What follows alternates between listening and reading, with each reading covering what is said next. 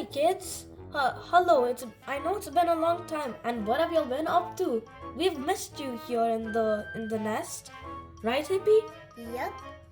And today we are going to read Peppa in Space, and I hope y'all like it. This is going to be a really good book. I promise. It was Space Day at Playgroup. Peppa and her friends were very excited. Does anyone know what space is? Asked Madame Gazelle. Space is the physical universe beyond the Earth's atmosphere, said Edmund Elephant. Edmund was a bit of a clever clogs. What's a clever clogs, kids? Does it mean smart and intelligent? Yeah, I think it means that, right, kids? Well, we'll see later. Edmund was a bit of a clever clogs. That's right, Edmund. That's right, Edmund, said Madame Gazelle. And today we are going to talk about something you'd find in space. The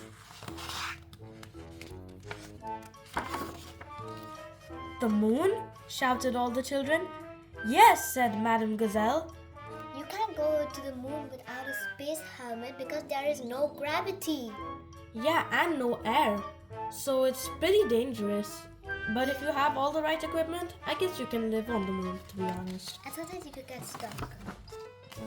Okay, don't be so angry. Can I live on the moon? Asked Danny Dog. It is possible, replied Madame Gazelle, but you would need to take oxygen, water, and lots of other things with you. Can you jump in muddy puddles on the moon? Asked Peppa. No, said Madame Gazelle. There is no rain to make puddles. What can you do on the moon then? Asked Peppa. You'll soon find out, said Madame Gazelle, because today we are going to the moon! Shouted Pedro Pony. Not exactly, said Madame Gazelle. We're going to the Space Museum. Oh, sighed the children. At the museum, you will train to be astronauts, said Madame Gazelle. I love astronauts. Same. They're so cool and the rockets are so fast. And they're so big. Yeah. At the museum you will train to be astronauts, said Madame Gazelle, and see what it's like to walk on the moon. Wow! Gasped the children. So exciting. Miss Rabbit arrived to take everyone to the Space Museum. Really, we should be going there in a moon buggy, said Danny, not a bus. How long until we get there? Asked Peppa. As long as it takes you to finish your apple, replied Miss Rabbit. I finished my apple, said Susie Sheep. Does that mean we're there? Now things are getting a bit funny. How about we sing a song for Miss Rabbit? Suggested Madame Gazelle. Something like... But before Madame Gazelle could finish, all the children started to sing. We're going to the moon! We will get there soon! And they sang it to Miss Rabbit all the way to the museum. When they arrived at the museum, the children were met by a real astronaut, Grampy Rabbit. Grampy Rabbit? I thought he was just a grandpa. I don't like Grampy Rabbit. Yeah, he screams a lot. Hello there, fellow astronauts, he boomed. Our space training mission today will take us to the moon. The ride may be bumpy, but it will be worth it when you get to see what it's like to walk on the moon. Hooray! Cheered the children. Look at them. They're all walking on the moon. I wish we went to a museum like this. I don't know. We need someone to drive us there. Wait a minute, I can fly. The children put on their special space suits and boots as quickly as they could.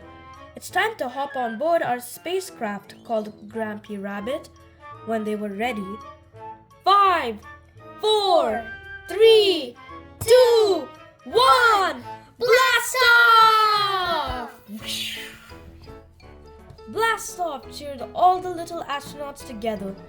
Grampy Rabbit and the children zoomed off on their training mission. On the way to the moon, Grampy Rabbit told the children all about the different planets in the solar system.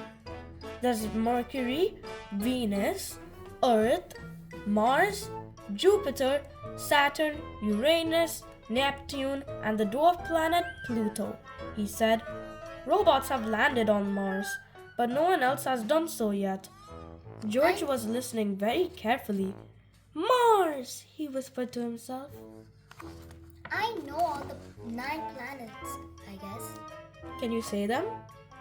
Neptune, Uranus, Plato, Huh? Mars, Jupiter. Wait. Saturn. Hippie. You said the wrong things. Let's just read the book and not get ourselves confused. Right, Okay. kids? Yeah. Bump, we have landed on the moon, said Grampy Rabbit. Now, my little astronauts, it's time for you to see what it's like to walk on the moon. Just take one small step out of the spacecraft and one whee! Whee!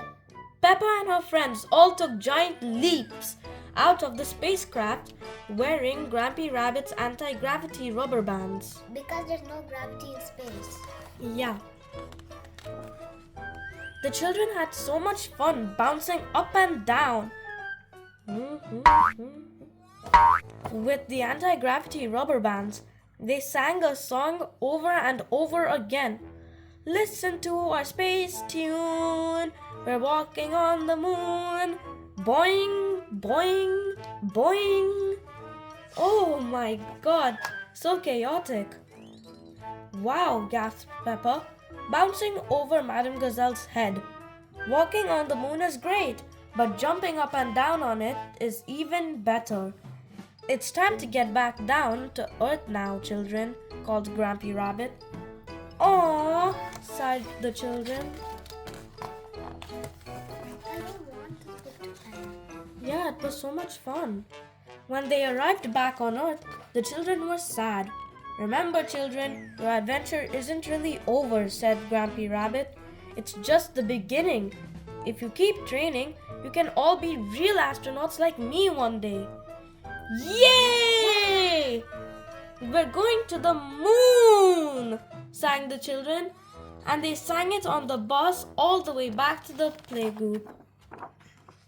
Space is amazing, Daddy, said Peppa. That night, I want to be an astronaut so I can jump up and down on the moon every day. But George had set his sights on somewhere else. Mars, he whispered. Ah, said Daddy Pig. Are you going to be the first piggy on Mars, George? George nodded his head and smiled. That night, George dreamt he had gone into space with Peppa, and they were the first little piggies ever to jump up and down on Mars. Boing, boing, boing. Okay, thank you, children, for reading this beautiful story with us. See you on another adventure in Dr. Hoot's Book Nest. Bye.